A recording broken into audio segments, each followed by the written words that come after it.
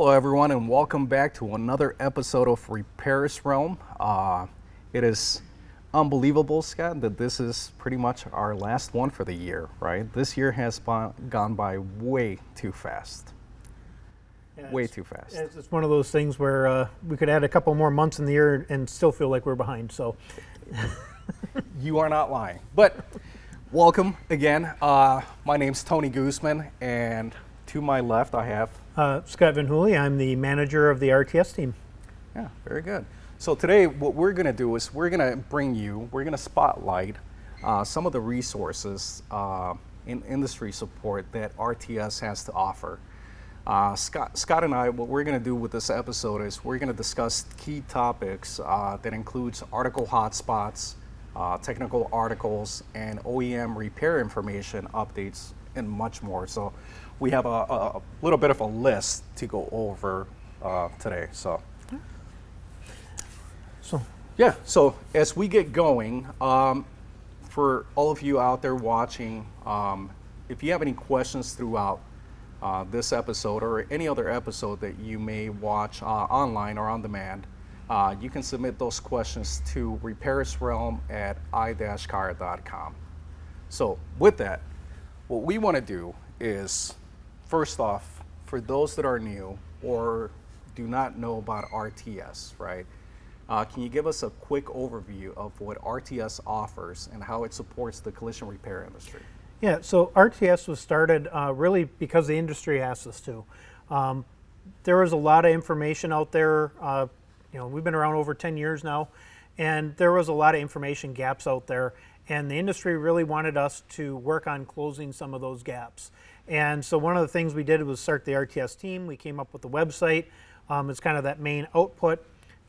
Really started working with the OEMs, the collision repair industry, the insurers, tool equipment makers, product makers, try to get some of those answers to the industry and close some of the gaps. We definitely have contributed a lot to the OEMs and letting them know, hey, here's what the questions are from the industry, here's the kind of information we need.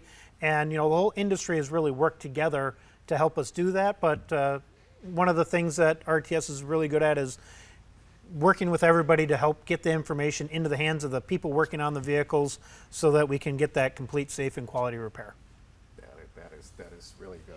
And I know that it's coming up on the list, right? But there's quite a bit of additions to what RTS offers, right? Yep. And we'll talk about those. But as we wrap up the year, right? As we wrap this year up, what are some of the biggest developments that RTS has been focused on, and how are they important to the industry? So I think some of the main things that we've been doing, we really pride ourselves on focusing on, what's the issues in the industry, what can we help with? And, we've gone from everything from, ultra high strength steel was all the talk of the industry 10 years ago. It's still going on today, but, now it's kind of migrated into more of the EV and ADAS and safety inspections. We were talking about that. It seems like every time we go somewhere, SRS inspections come up. Working on kind of helping close some of those gaps now. And it's one of those things that it's definitely a process. It doesn't happen overnight to get that information. But we really try to listen to the industry. And when we start getting a lot of questions on RTS, a lot of times what we end up doing is we'll go and we'll make a new part of the website because we don't want somebody to have to send a question in, wait for a response, because we're not using AI. We have technicians, former technicians, people that have been trained to really go through and find the information, help guide you to that information. And to do that, we have a relatively small team, and so we build a new section of the website so that you can have it at your fingertips. You don't need to have somebody respond. You can go on there, you can Google it, you can come to the website, and you can find that information and move on to the next step of the repair, because if you're not getting that information at your fingertips, it's probably not going to happen. And that's where you're going to miss things and what we really want to try to prevent. And so that's how the whole RTS website has really been built, is listening to the customer, listen to the industry, and then build the tools that they need to help them.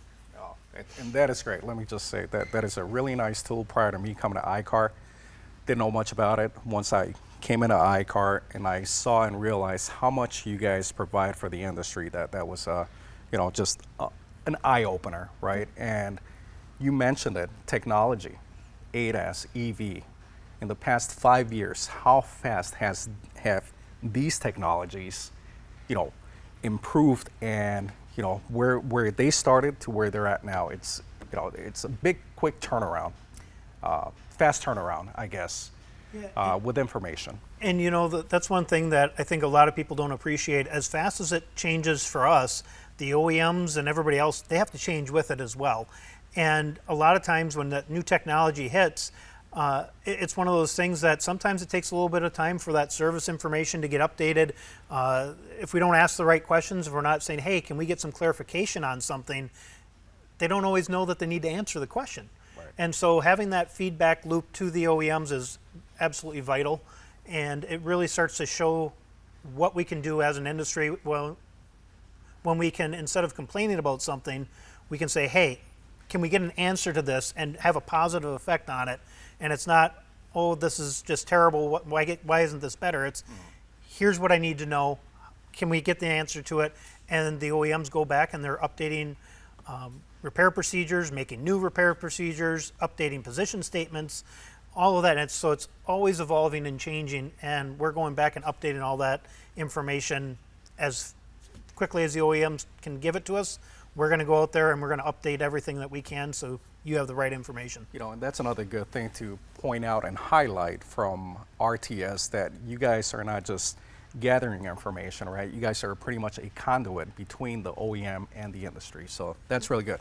So I know we're rambling on, we're going off a little bit off topic here, but what is the first thing that you want to touch up on, Scott, when it comes to RTS? So I think, just the statistics that we have, we've got a slide that we can pull up. You start looking at this and the sheer volume of information that we have on the website. There's over 19,000 pages. We're going back, we're updating information as it becomes available from the OEM. We're researching all this stuff so that you don't have to spend hours and hours looking for something that doesn't exist. We'll tell you if something does exist. Hey, here's where you need to go to find that information. So you're not going to get the repair procedure, but the fact that you can know, hey, there is a procedure, I do need to do something, and here's where I can go get it. It saves you a lot of that research time. And we also call attention to a lot of things with our collision repair news articles, where an OEM comes out with an updated position statement. We're putting an article out on there letting you know that it's been updated. And if a new repair procedure comes out, or if we close what we call a linking pin, where we ask the question to the OEM and we've gotten a response, and before sometimes they can even get it updated in the manual, we can get an article out that's been approved and looked at by the OEM, so that we can get information out there as quickly as possible for the industry. And a lot of times in the past, what would happen is somebody would ask a question and that person would know it, but no one else would. Mm-hmm. And now we have the ability to really let the whole industry know and have that information. And that's where, we have over 55 million hits just through Q3 of 25. That's a lot of traffic, a lot of people getting answers. Every one of those, I look at every one of those hits as an answer to a question that my team didn't have to go and research. They were able to find on their own. Yeah. And because we can guide them to that information. That is quite a lot. That is quite a lot once you start getting into that level of numbers, right? But I know one of the things that you guys are doing is hotspot articles. Can you tell us a little bit about those right there? Yep. So the hotspot articles, so if we look at the partial part replacement search is a good one. That is one where there's a little button below it, if we can pull that up. The button below the partial part on the website it's a welding and MIG brazing hotspot article. And when you go to that, it takes you to what I kind of affectionately call the giant spider web of information. So this is all kinds of pieces of information that it might be terminology, it might be where to find something on an OEM, quality control. If you go over to the calibration search, you're going to see another one here. And what that one also shows you is there's OEM specific articles. So if you're looking for a pre and post scan, and you're trying to find the information on what an OEM says. If you click on that, it takes you to that series of articles, and now here are all the OEMs, what they say about it. You can download the position statements, all right at your fingertip in one location. So you can spend hours going to different websites, or you can come here, get to that information, and document it.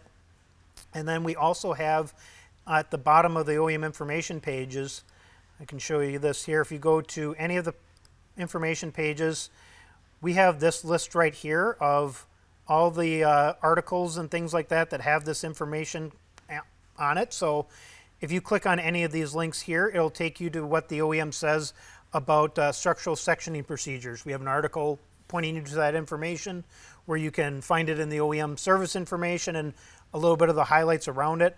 And then we have the button at the bottom here where this is the technical information matrix, and we have all that same information in one location that links out to all those different articles so that, again, you can come to one centralized place and quickly find all that information everywhere.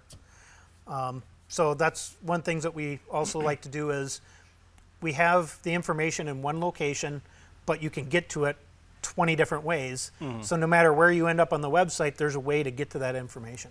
Gotcha. That looked like a pretty comprehensive list. Yeah, and we just updated it too. It used to be a static PDF, and now we made it for the website, so it's a little bit more dynamic. You can get to it, and we can update it a lot faster and easier.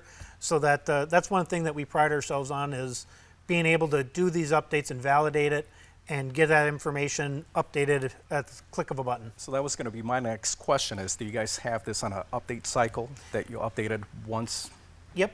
So we're going through, and as we're researching things, if we find, OEM updated something, we look into our database and say, okay, they changed this position statement. They said X and now it says Y.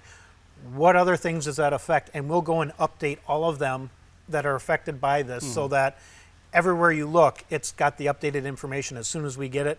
As we're doing our research, if we find something that's new on a model year that had previous generation or the same generation of that model, but it's different from 25 to 26, we'll go back and see if that change happened there as well. Plus, we have a review cycle where within every 4 years, we're going through all the articles and everything and making sure everything's up to date. Wow. So we're very diligent about doing those updates. So it's not something like, some of the trade magazines where they put out an article and they're not going to go and update it. It was an article, it was a snapshot in time. Where we're actually going back and we'll update and we'll do update articles to let you know, hey, this did change on this date and now we've updated with the current information. Revisions and Yep. yeah, that is pretty good because that at the end of the day you want to know what changed, what didn't, right? Yep. So that is pretty good. Yeah. And one other thing on all those articles I like to point out too, we get you the information of why you need to do something, but then how to do something, that's where the training piece comes in. And all these articles that we have, there's additional training courses that you can take. And that's really because we're trying to help you get the information you need. But then if you still have questions and maybe I don't know enough about this topic, here's a list of courses that are directly related to that topic. So you can, again, that culture of learning can be implied here as well. Oh, absolutely. And I think, training goes a long way, right? If you're not training, you're falling behind, especially how we just talked about, technology's changing so fast, so often that you need to be caught up on all of that. So aside from hotspot articles, right, you guys also do technical articles as well, right? Yep. And that's where you were talking a little bit about it. Yeah, so all of the articles that we do, we try to keep them technical. It's meant for the technician. It's really, something that is relevant to them, whether it's a new position statement, an OEM updated a repair procedure, a linking pin, or even sometimes just so the simple back to basics. It's one of those things that a lot of people don't always remember all the little things they're supposed to be doing, but those little things are really what make a difference in a quality repair. If your welding technique isn't quite right and you're not doing quality welds because you're not doing those first steps correctly or you're not tuning the welder correctly, it's going to affect the entire repair. And so sometimes calling that attention to that, we get quite a bit of traffic on those articles as people are looking for, like, what am I doing wrong? It helps them, give them those little pointers and help them out a Almost little like bit. a tips Yeah, statement or article to, hey, Yep. this is what you can do. This is how you can help yourself, right? So, yeah. And you can also sign up on the website. Right below the My iCar login on the website, there's a newsletter sign up. We're doing about 3 articles a week. And if you sign up for that newsletter every other week, you'll get an email that lists out all the articles from the previous 2 weeks. And then, so if you're not on the website every day, you can quickly look through that and see what's relevant to you and get those technical articles and read them and keep up to date on what's changing. On those newsletters, do you also provide, anything that was updated or Yeah, information on updates? Yeah, if we did any kind of major changes to the website, we'll do an article letting people know. Okay. If the OEM's updated a position statement, that'll be one of the articles in there saying, hey, this one's updated, go check it out. Excellent, excellent. That at the end of the day, position statements, right? That's another one. Yeah. Have they been updated? So, and we'll touch up on that here coming up. But the other hot topic, or the other topic that has been a hot one with the industry, comes down to connected services and your digital keys. And I know you and your team have been doing quite a bit of research on that, right? Can you touch up on that a little bit here? Yeah, so what we started to see was we're getting a lot of questions about, how do I disable this system because I have it in for service and I don't want the engine starting or the battery electric vehicles. We don't want it coming alive when it shouldn't, when we're trying to work on it. And how do we put it into that safe mode, that service mode? And so we started a new series of articles that is just that. It's about the app-based connected services, but then also a digital key. Because each OEM has different nuances depending on, is it an electric vehicle? Is it their top-of-the-line vehicle? They might call it something different each time. You might have different ways of putting it in service mode. And so there's no way for us to go in and tell you how to do every vehicle, but we can tell you in general, here's what the OEM calls it. Here's where you're going to typically find that information. Again, helping you get to the information at the OEM because that's your source of truth is the OEM repair procedures, but if you can't find the procedure, you're not going to know to do it. So we're helping get you to that point where you can find it. And all of this does a full circle, right? Yep. Updates. So digital keys, so that's good. And then we get on to, we talked about a little bit, position statements, right? Yep. So that's another one that is not a hot topic, but it's an important one when you're making repairs on vehicles, right?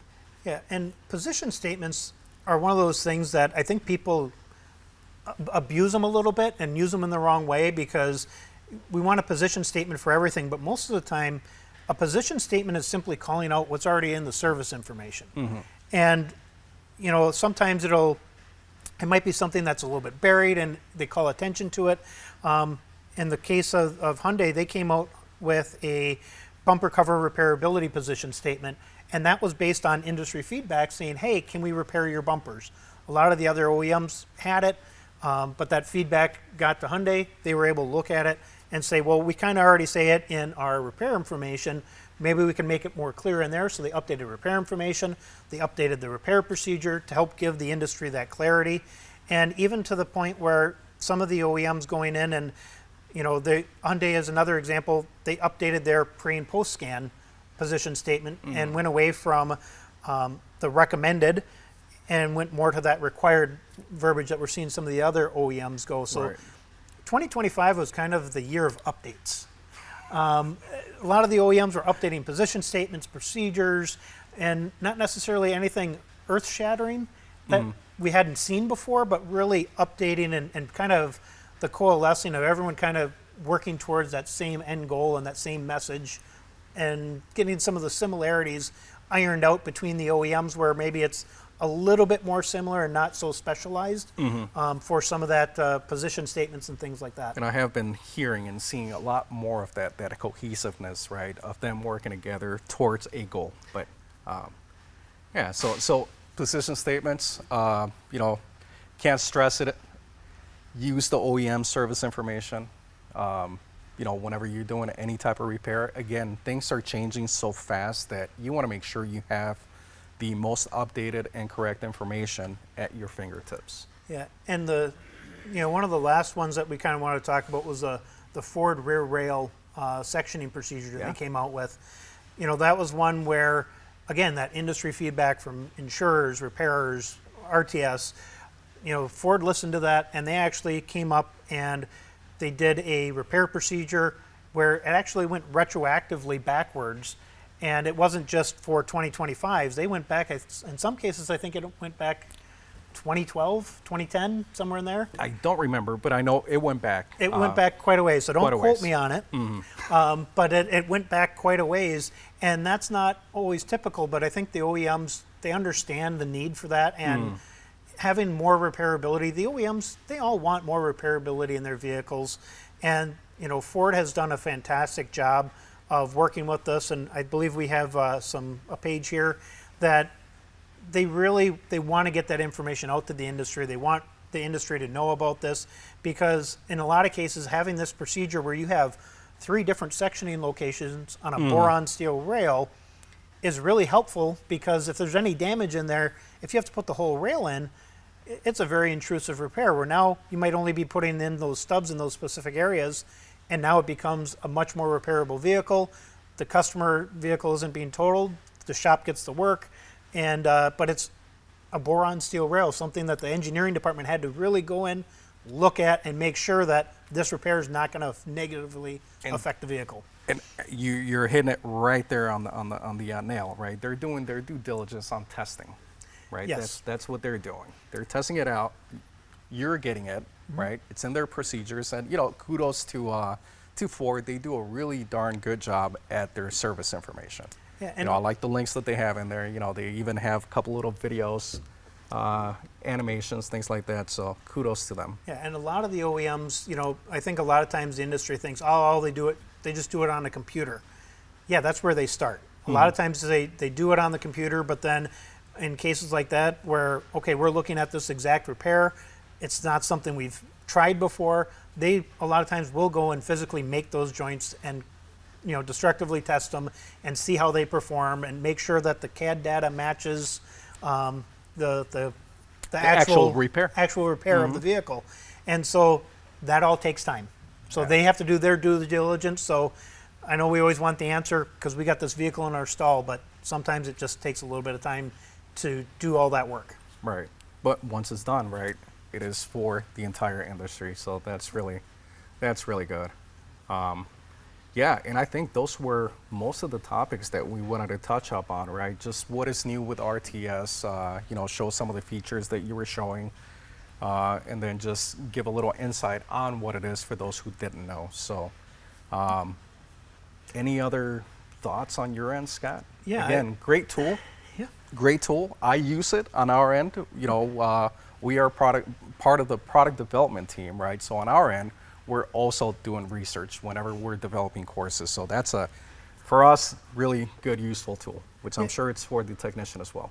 Yeah, and it's one of those things that it's never going to sit still. We're always going to be improving and adding, and as industry feedback comes back into us, we're going to go in and we're going to make new sections of the website. One of the things that we have in the future that I'm not going to give exact dates on, but we're working towards, we want to have more information with tool and equipment makers, product makers, and get that at your fingertips as well, because that's another important piece. Yes. If you don't have the right equipment or know how to use the equipment or have maintained the equipment, you can have the best repair procedures in the world, but if you don't have the equipment capable, that's going to be a big problem that it's not going to work. And also, there's been a lot of talk about SRS and a lot of that, so we're doing some work on that to really help see what we can do to help that and get a little more clarity around some of those. And the industry will be heavily involved in that. And that's something to look forward to in 2026. Can't wait to do another episode on that. End of the year for next year, right? End of 2026, we'll do another recap and bring you all what we have been working on with the RTS team. So that is pretty much it on our end. Hopefully you all enjoyed the episode. Again, if you have any questions, you can feel free to submit them at repairsrealm@i-car.com. Again, that is repairsrealm@i-car.com for any questions. Thanks everyone for tuning in, and we will see you next month.